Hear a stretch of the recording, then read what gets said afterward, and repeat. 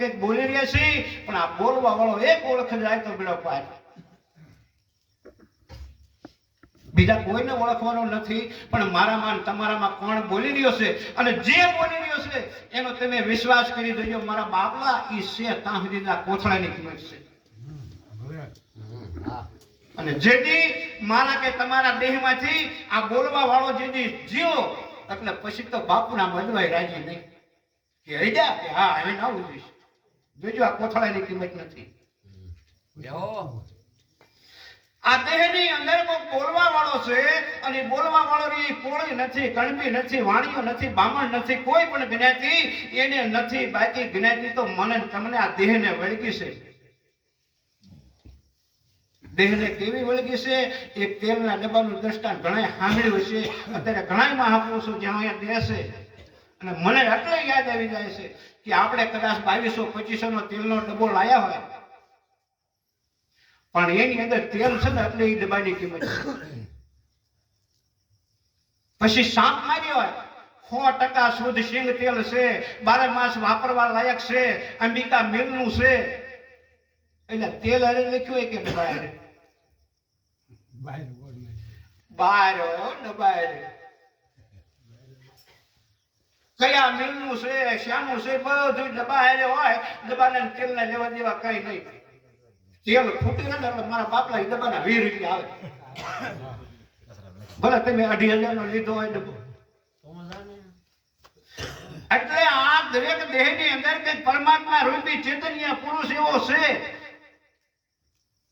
એટલે આ ડબ્બા ઉપર સાપ મારી છે કે આને કોળી કહેજો, આને હુરસિંહભાઈ કહેજો, ફલાણાનો છોકરો કહેજો, ઓલા ગામનો કહેજો.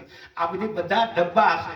આ ડબ્બાની અંદર જે ચૈતન્ય પુરુષ છે એને મહાપુરુષ કહે છે કે તમારે નિર્વાણી પદમાં જવું છે. જોજો જે જીવાત્મા નિર્વાણી પદમાં જ્યાં એને 84 ના બંધન છૂટી ગયા.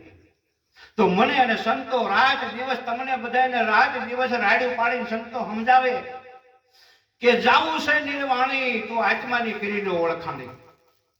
હે રામ ચેતન વાળા નર તમે ચેતીને હાલજો, જાવું છે નિર્વાણી. પણ એવા નિર્વાણ પદમાં જવું હોય તો ચેતીને હાલજો, નકર આડાધડ ઠપકા તો કઈ વાંધો નથી. પણ આ તો જેને 84 માંથી છૂટી જવું હોય, 84 નું દુઃખ કેવું છે એ જયારે બીજા દેહ ઉપર, બીજા પ્રાણી ઉપર, બીજા પંખી ઉપર વિચાર કરો તારે ખબર પડે. બસ બોલવાનું મારે બાપ લઈ રહ્યો કહેજો પછી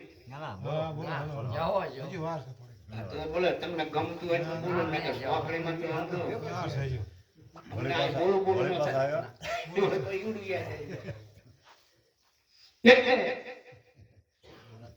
આ જીવાત્મા મનુષ્ય અવતાર મળ્યો છે એક હરિરસ પીવા અને એક હરિરસ ગાવા.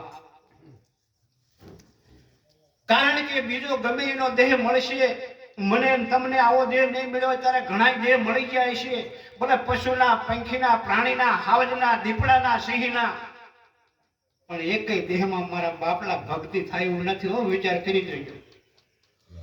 કદાચ આ દેહ પડી જાય પછી મને કે તમને જો બીજો અવતાર મળ્યો હોય, બોલે હાવજનો મળે, સિંહનો મળે, દીપડાનો મળે, અને ગમે એનો મળે, પણ આવી સભા નહીં મળે, આવી સમજવાની શક્તિ નહીં મળે, આવું બોલવાનું નહીં મળે.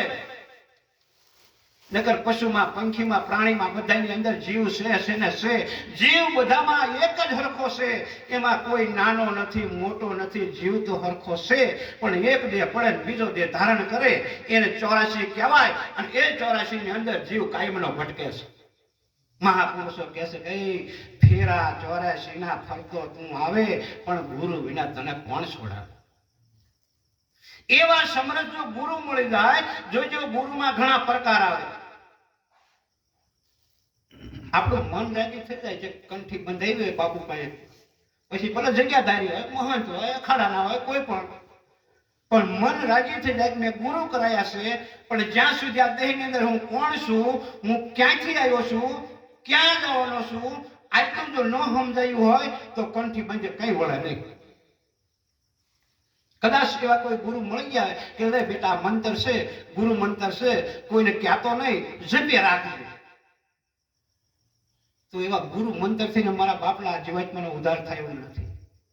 અનેક જાતના બંધન છે, એ બંધનમાંથી એક સદગુરુ છોડાવે છે. દરેક જાતના બંધન તમારે દોરામાં, ધાગામાં, મંત્રમાં, જંતરમાં, અંધશ્રદ્ધામાં, વ્યામમાં ક્યાંય ન પડવું હોય તો એવા સમર્થ સદગુરુનું શરણ ગોતી લેજો.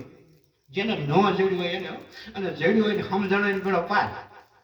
પણ સમજવાનું અંદર છે, બાર બાર નહીં. જેને સદગુરુનું શરણ મળ્યું, જેને ઉપદેશ લીધો, પણ બાર બાર થોડુંક જ સમજાણું ને, જઈને ઘીરે જઈને કમાડે બાર લખી નાખ્યું સદગુરુ કૃપા, એટલે બાર ને બાર ખડકે જેવો લખ્યું હોય, વાહન લખ્યું ગુરુ કૃપા કે સદગુરુ કૃપા. એટલે આ સદગુરુ કૃપા અંદર કરવાની હતી અને આ બાર લખી જોઈજો કે છે ભીતરમાં, અને આ બાર મચવાનું નથી. જ્યારે તમારા દેહની અંદર એવો જાગૃત પુરુષને તમને જ્યારે અનુભવ થશે, ત્યારે મારા બાપલા એ અખંડ આનંદ આવશે.